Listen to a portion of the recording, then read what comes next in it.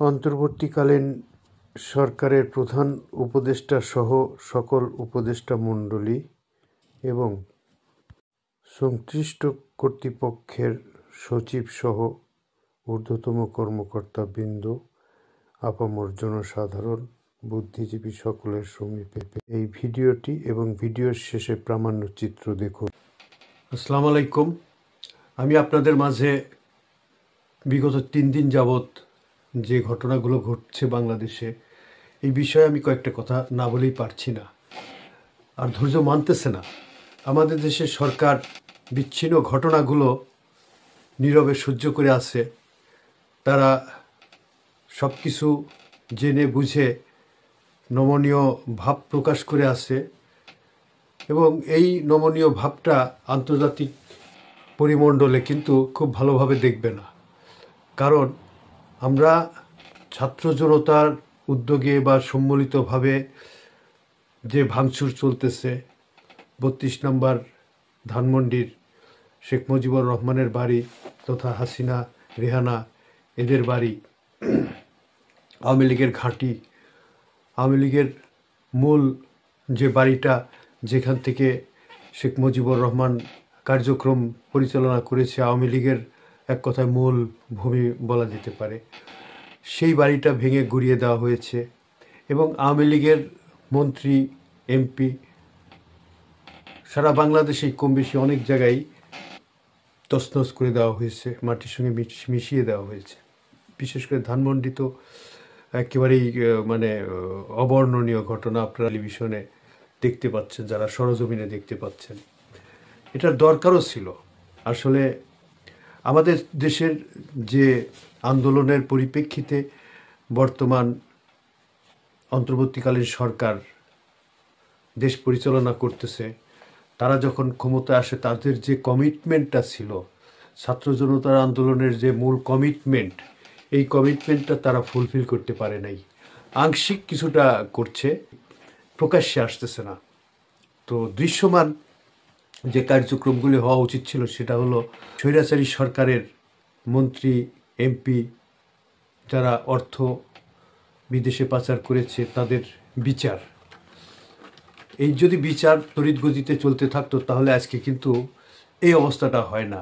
এই ভাঙাচোরা, এই যে বাড়িঘর লুটপাট, মানুষ যে যেখান থেকে যা পাচ্ছে নিয়ে যাচ্ছে, এটা তো বিশ্বের দরবারে এটা তারা কিন্তু খুব সহজভাবে নেবে না। এর জবাবদিহিতা আমাদের সরকারকে করতে হবে, আমার একটা ধারণা। যদিও আওয়ামী লীগকে শিক্ষা দেওয়ার জন্য আমাদের ছাত্র জনতা এগুলো করেছে, ওই দিনই শেখ হাসিনার তো বক্তব্য একটুও চেঞ্জ হয়নি। তার মিথ্যাচারের তো লাগামহীন মিথ্যাচার সে করেই যাচ্ছে, যার কোনো যুক্তি নাই, যার কোনো উৎস নাই, যার কোনো ভিত্তি নাই, অথচ তার মুখে যা আসতেছে প্রলোভ বকে যাচ্ছে। সে যদি নীরব থাকতো তাহলে হয়তো এই অবস্থা হতো না। আর আমাদের দেশের সরকার কিন্তু নীরব ভূমিকা পালন করেছে। তারা হাঁ বলে নাই, নাও বলে নাই। ধানমন্ডিতে যেদিন শুরু হলো ভাঙাচোরা, কিছু আর্মি গেছিল, আর্মি যায় দেখে শুনে ঘুরে টুরে চলে আসছে। সেখানে তারা বাধাও দেয়নি, কারণ জানে যে বাধা দিলে এটার একটা প্রতিরোধ করে উঠবে, বাধা দিলেই একটা রিয়াকশান আসতে পারে, যার ফলে হয়তো বাধা দেয়নি। আর বাধা যদি সরকার থেকে দিত, রিয়াকশান আসতো না। বাধাটা দেওয়ার তো প্রসেস থাকা লাগবে। তারা সরকারের পক্ষ থেকে যদি যায় বলে, দাও তোমরা এরকম করতেছো, কি হয়েছে আমরা দেখতেছি, আমরা এটা টেকেল করতেছি, আমরা এখনই তাকে আইনি বিচারের কাঠ করে দাঁড় করাচ্ছি, এরকম একটু আশ্বাস দিলে হয়তো এই ঘটনাটা হইতো না। আর একটা কথা, যে যদি বিচার হইতো, যাদের আমাদের লিস্ট আছে বা সরকারের কাছে অবশ্যই লিস্ট আছে, যাদের বিচার করা হবে, যাদেরকে ধরা হবে, তাদের তড়িৎ গতিতে বিচার এবং একের পর এক যদি ডেট দিত, বাজেয়াপ্ত হইতো, অথবা যতদিন নিষ্পত্তি না হয় ততদিন সেই সম্পত্তিগুলো যদি সরকার ক্রোপ করে রাখতো, সরকারের আন্ডারে রাখতো, যে বিচারের শেষে রায়ের উপর ভিত্তি করে এই বাড়ি ফেরত দেওয়া হবে, অথবা বাড়ি সরকারিকরণ জাতীয়করণ করে নেওয়া হবে। এরকম অনেক ডিস্ট্রিক্টেই বিভিন্নভাবে অর্থ আত্মসাৎ করেছে, সরকারিভাবে বেসরকারিভাবে চাঁদাবাজি, যে টেন্ডারবাজি, এগুলো সব আওয়ামী লীগের যারা পাওয়ারে ছিল কম বেশি সবাই করেছে। এটা কিন্তু মানে গোপন নাই, এটা একেবারে প্রকাশ্যে এবং প্রমাণই পাওয়া যায়। এগুলোর বিচার তো করতে হবে। সরকার তো পাওয়ারে আসার পর সঙ্গে সঙ্গে বিচার কাজ শুরু করে নাই। বিচার কাজ শুরু করলে আজ ছাত্ররা আর জনতা এই জায়গায় আসতো না। ছাত্র জনতা দেখছে, আমি একটা জনতার কাতার থেকে বলছি, আমি নিজেও কনফিউজড হয়ে যাই যে ওয়াকিউজ্জামান আর ডক্টর ইউনূস এরা দুজন কি এক আছে? ডক্টর ইউনূস আর উপদেষ্টা পরিষদের আর যে সদস্য এরা কি সবাই এক আছে? ছাত্ররা, উপদেষ্টা পরিষদ এরা কি সবাই এক আছে? আমার মনে হয় না। তাদের কার্যক্রম দেখা যায় বিচ্ছিন্নভাবে এক একজন এক এক দিক দিয়ে কাজ করতেছে। কেউ কম করতেছে, কেউ বেশি করতেছে, কেউ আওয়ামী লীগের পক্ষে কাজ করতেছে। নাহলে আসামিগুলো চলে গেল কি করে বাংলাদেশ থেকে? যারা রাঘব বোয়াল ছিল, যারা আওয়ামী লীগের যারা বড় এটা তো ম্যাক্সিমাম পালায়ে গেছে বা পালায়ে আছে। এদেরকে ধরা হচ্ছে না। কেন ধরা হচ্ছে না আমরা জানি না, এটা বোধগম্য না। এটাই অনুমীয় যে তাদেরকে ধরা হবে না বা তাদেরকে এই বিচারের থেকে দূরে রাখার জন্য প্রচেষ্টা চালানো হচ্ছে, যার ফলে ছাত্র জনতা একটু ফ্যাট আপ হয়ে গেছে। আমরা যে জন্য এই আন্দোলন করলাম, এই কঠিন আন্দোলন করলাম, সেই আন্দোলনটা তো আমাদের সার্থক হচ্ছে না। ডক্টর ইউনূস একা কিছুই করতে পারবে না যদি উপদেষ্টা পরিষদের সকলেই একমত না হয়। যদি ওয়াকিউজ্জামান সেনাবাহিনীর প্রধান যদি একমত না হয় তাহলে কিছুই করা যাবে না। সেনাবাহিনী প্রধান তার বলিষ্ঠ ভূমিকা রেখেছে, প্রথম দিন রেখেছে, পরবর্তীতেও রেখে আসতেছে, কিন্তু এর মধ্যে দিয়েও তার কাছে যে 660 জন বোধহয় মন্ত্রী এমপিরা আশ্রয় নিয়েছিল, তাদেরকে ছেড়ে দেওয়া হলো কেন? শুধু ছেড়ে দেওয়া না, তাদেরকে কিছু কিছু লোককে বর্ডার পার করে দেওয়া হয়েছে। খুব সাধারণভাবে একটা খুব সিম্পল, যে সে কিন্তু মন্ত্রীও ছিল, একজন সাংবাদিক, মুন্নি শাহ, সে সরকারের সর্বস্তরে সহযোগিতা করেছে। মিথ্যা সংবাদ থেকে শুরু করে, মিথ্যা সাক্ষী থেকে শুরু করে সরকারকে, এবং হাসিনা যেখানে গেছে বিদেশে মুন্নি শাহকে সাথে নিয়ে গেছে। এরকম আরও অনেক সাংবাদিক আছে, তার অনেকেই আছে। একে অ্যারেস্ট করে ছেড়ে দেওয়া হলো। আরও কয়েকজনকে, আমার এই মুহূর্তের নাম মনে নেই, আরও কয়েকজনকে অ্যারেস্ট করে ছেড়ে দেওয়া হয়েছে। এতে জনগণ কি বুঝবে? যার ফলে ছাত্র জনতা বাধ্য হয়েছে। তো ছাত্র জনতা আমাদের যে এম নিয়ে এই আন্দোলন হয়েছে, সেই এম অনুসারে যখনই হাসিনা পালিয়ে গেল, বৈপ্লবিক সরকার গঠন করা উচিত ছিল, তাহলে আজকে এই অবস্থা হতো না। সমস্ত কার্যক্রম সুষ্ঠুভাবে চালিয়ে যেতে পারত। এখন সংবিধানের দিকে তাকাইতে হয়, এটা হয় না, ওটা হয় না, এটা বৈধ হয় না, ওটা বৈধ হয় না। কোন কাজটা বৈধ মতো হচ্ছে? কতটুকু সংস্কার হয়েছে কিছু কিছু ক্ষেত্রে কাজ চলতেছে, এটাও আমি জানি। ডাক্তার ইউনূস সাহেব যথেষ্ট চেষ্টা করতেছে, কিন্তু আমার মনে হয়, এটা আবার ধারণা, উনি একা হয়ে গেছে। ওনাকে শুধু ছাত্ররাই সহযোগিতা করতেছে, উনি পেরে উঠতেছে না। তো এরকম হলে তো চলবে না। তাকে যে জায়গায় যে উদ্দেশ্যে বসানো হয়েছে, সেই উদ্দেশ্য তো সার্থক হইতে হবে, আমাদের সফল হইতে হবে। আমরা এই মুহূর্তে দাঁড়িয়ে এখন ছাত্র জনতার আবার আন্দোলন শুরু করতে হবে। যেখানে যেখানে দুর্নীতি হয়, সরকার তো সামাল দিতে পারতেছে না। কোথায় ম্যাজিস্ট্রেট পাওয়ার দিয়ে আর্মিকে নামানো হয়েছে? ম্যাজিস্ট্রেট পাওয়ার দিয়ে আর্মি নামার পরে কি হয়েছে? কতটি অস্ত্র উদ্ধার হয়েছে? আর কতটি দুর্নীতিবাজকে অপরাধ করেছে যারা সেই সমস্ত মন্ত্রী এমপিদেরকে অ্যারেস্ট করছে কয়জনকে? শুধু তাই না, কয়টা অফিসে গিয়ে হানা দিয়ে তার দুর্নীতি দমন করছে? দুর্নীতি দমন কমিশনের কি সঠিক কাজ তারা করতেছে? পুলিশ শর্ট আছে, অনেক শর্ট। আমি দেশে গিয়ে দেখলাম তো, থানায় থানায় পুলিশ, খুব কম সংখ্যক পুলিশ যতটুকু পারতেছে তারা চালাচ্ছে, কিন্তু তার পাশে তো আর্মি কিছু কিছু জায়গায় আছে, কিন্তু সেই অ্যাক্টিভ আর্মি না। তেমনভাবে উল্লেখজনকভাবে যে ম্যাজিস্ট্রেট পাওয়ার নিয়ে যে কাজ করবে, সেই কাজের পাওয়ার ইয়ে তো দেখলাম না। অতএব ছাত্র জনতাকে এখন আরও শক্তিশালী হতে হবে। এই যে আজকে গাজীপুরের যে ঘটনাটা, কালকে তো কতগুলো আমাদের ছাত্রদেরকে ওরা মারছে। আজকে কি হলো? আজকে যখন লং মার্চ করে যখন গাজীপুর গেল, তাদের কাউকে পাওয়া যায় নাই। পুলিশ ছাত্রদেরকে বুঝায় দিল যে আমরা চিরুনি অভিযান চালাবো, রাত্রে আমরা এগুলি সব অ্যারেস্ট করবো। সুন্দর বক্তব্য, সুন্দর লেগেছে, কিন্তু কাজ কতটুকু হয় সেটা হলো বড় কথা। তো প্রতিটি জায়গায় দেখেন, হয়তো সরকার বলবে, হয়তো আপনারা বলবেন, ক্ষমতাশীলরা বলবে যে এত আসামি সিরিয়াল অনুসারে বিচার করতে হবে। এত আসামি কয়টা? কিন্তু একটা আসামির তো বিচার শুরু হয় নাই। কয়েকটা আসামি ধরা হয়েছে, তাদেরকে মাসে মাসে নিয়ে এসে হাজিরা দেওয়া হচ্ছে, সেই আগেকার পুরাতন প্রসেস। কিসের হাজিরা? দেনান বিচার হবে। এখানে যে গণহত্যা করা হয়েছে পরিষ্কার ভিডিও আছে, সবগুলোর ভিডিও আছে।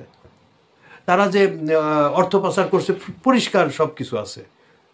সালমান এফ রহমানের যে পরিষ্কার সব কিছু রয়েছে, তার বিচার করতে এতদিন লাগার কথা কি? তার যা আছে সব কিছু সরকার ক্রোপ করে নেয় না কেন? সরকার জাতীয়করণ করতেছে না কেন সবগুলো? তার কি কি অপরাধ আছে বাইর করতে কতদিন সময় লাগে? এরকম অনেকগুলো আসামি আটকা আছে। এটা গেল। আর প্রত্যেকটি আসামি যারা নাই, ধরা পড়ছে, তাদেরকে অনুপস্থিত থাকা অবস্থায় তো তাদেরকে ডাকা হইতে পারে, নোটিশ যাবে তার বাড়িতে।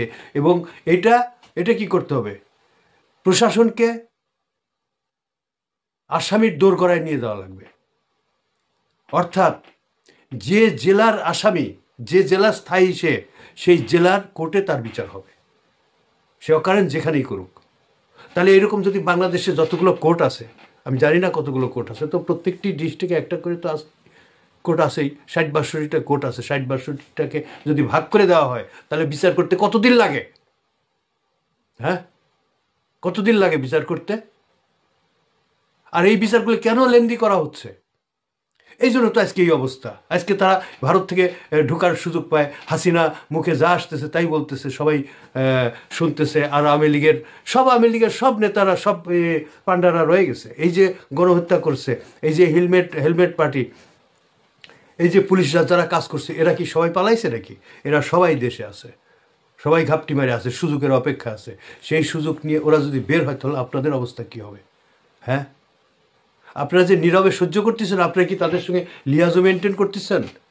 না বিএনপির সঙ্গে লিয়াজো মেনটেন করতেছেন? নাকি ক্ষমতা ছেড়ে দেওয়ার পরে আপনাদের শেল্টার দেবে যে সরকার আসবে? আপনারা যা করতেছেন সকলেরই বিচার হবে। ভালো করলে ভালো ফল পাবেন, খারাপ করলে খারাপ ফল পাবেন। দেখতেছেন তো, ছাত্র জনতা এখন দুর্বার গতিতে এগিয়ে যাচ্ছে। ছাত্র জনতা এখন একত্রিত, এবং এরা আরো বেশি শক্তিশালী হয়ে গেল। এবার যেখানে অন্যায় সেখানেই হামলা হবে, যেখানে অপরাধ আছে সেখানেই যে ঘেরাও করা হবে। ভাঙচুরের যে তাণ্ডব বিগত 3 দিন যাবৎ চলল, অবর্ণনীয়। ভাবতে অবাক লাগে যে একটা স্বাধীন দেশে সরকার থাকা অবস্থায় সরকার কোনো উদ্যোগ নিচ্ছে না। এটা কিভাবে থামানো যায় বা কিভাবে এর সলিউশনে আনা যায়? কাজ হয়ে গেছে, এখন ইয়ে করবে। আন্তর্জাতিক থেকে একটা বিরাট একটা বদনামের ভাগ আমাদের কাঁধে আসবে। সরকার অলরেডি ফেইলার, এটা প্রমাণ করে দিল এই গত 3 দিনে। আপনারা কিছু করতে পারেন নাই, আপনারা ফেইলার। ছাত্র জনতা উইন করছে। আপনারা ছাত্র জনতার আন্দোলনের কাছে হেরে গেছেন। আমি হেরে যাওয়া বলবো না, ছাত্র জনতাই তো আপনাদেরকে ক্ষমতায় আনছে।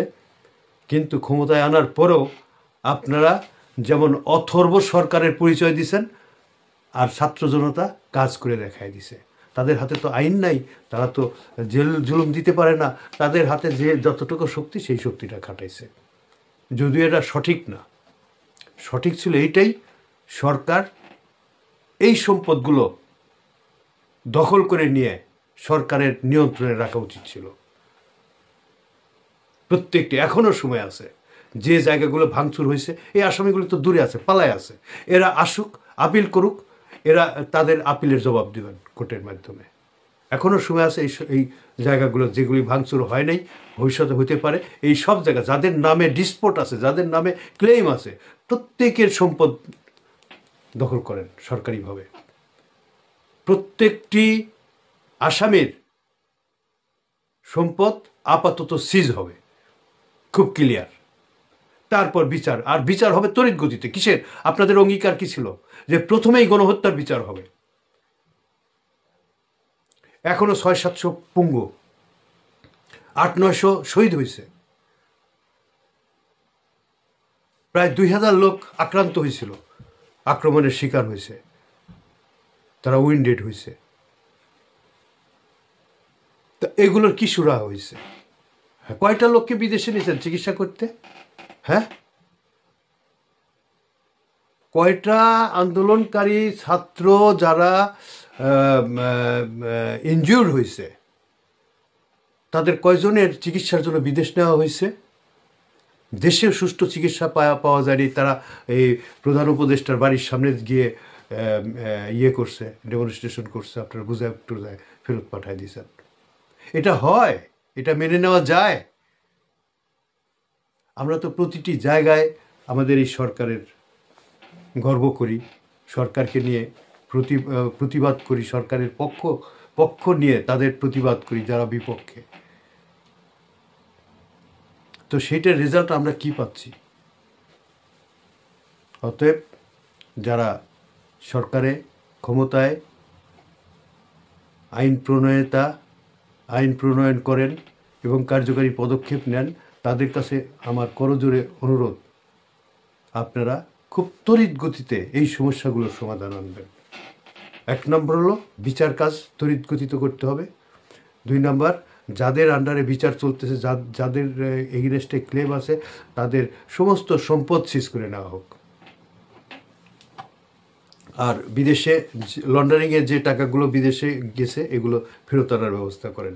আর বিচারগুলোতে সবাইকে নোটিশ দিয়ে দেন, তাদের বাড়ি পিয়ন যায় নোটিশ দিয়ে আসবে, তার আত্মীয়স্বজন যা আছে, বাপ মা ভাই বোন চাচা খালু যাকেই পাওয়া যায় তার কাছে নোটিশ দিয়ে আসবে, এবং কড়া নোটিশ থাকতে হবে, তোমরা হাজির হও।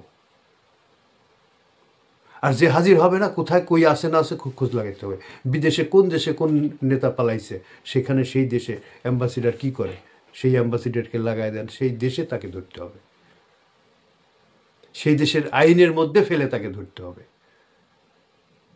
সেই দেশে সে ঘর থেকে বাড়াইতে পারবে না, জনতার ডিস্টার্বে। অনেক আনন্দ পাইতেছি, অনেক আনন্দ পাইতেছি। এটা মানুষের শেখ হাসিনার উপরে ঘৃণা, আল্লাহ তাআলার গজব। অহংকার করছিল। আল্লাহ তাআলা তাকে ফাঁসি দিবে। সে যেমন মানুষকে ফাঁসি দিছে, আল্লাহ তাআলা তাকে ৩৫ এসে আমরা বাংলাদেশের মানুষের ক্ষোভ প্রকাশ দেখছি। কোন বিএনপি, আওয়ামী লীগ, জামাতে কিচ্ছু না, আমরা মানুষ, সাধারণ মানুষ। এত রাত্রে দেখেন মানুষের বউ বাচ্চা নিয়ে আসতেছে, হ্যাঁ, তাদের সন্তানের হাত ধরে আসতেছে, মানে আনন্দ প্রকাশ হয়েছে। এটা সেটা সহকারী সন্তানের হাত ধরে নিয়ে আসছে, বউয়ের হাত বউ সহকারে নিয়ে আসছে, আমার ওয়াইফ ধরে নিয়ে আসছে। শেখ হাসিনা বুঝুক যে দেশের মানুষ তারে কিরকম ঘৃণা করে, সে আজকে বুঝবে।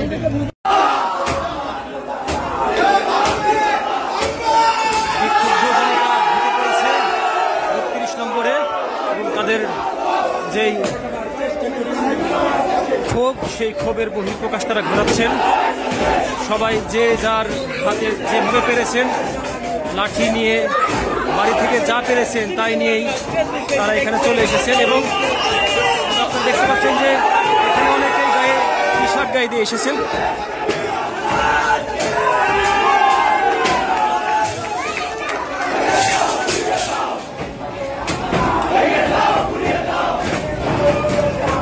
আমরা সর্বশেষ অবস্থান জানাচ্ছি, আপনারা ২১শে টেলিভিশনের সাথে থাকুন সর্বশেষ অবস্থা জানার জন্য।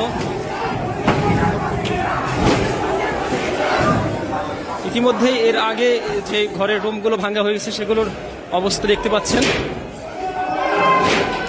এবং চারিদিক থেকে মানুষজন শুধু হুড়োহুড়ি করে দৌড়াচ্ছেন, এবং যে যেভাবে পারছেন মানুষজন ঠিক খুঁজে খুঁজে বের করছেন। ভাইয়া, আপনার সাথে একটু কথা বলতে চাই। আসলে ভাই তার রাগের বহিঃপ্রকাশ ঘটাচ্ছেন, কথা বলার মতো কোনো সুযোগ তিনি দিচ্ছেন না।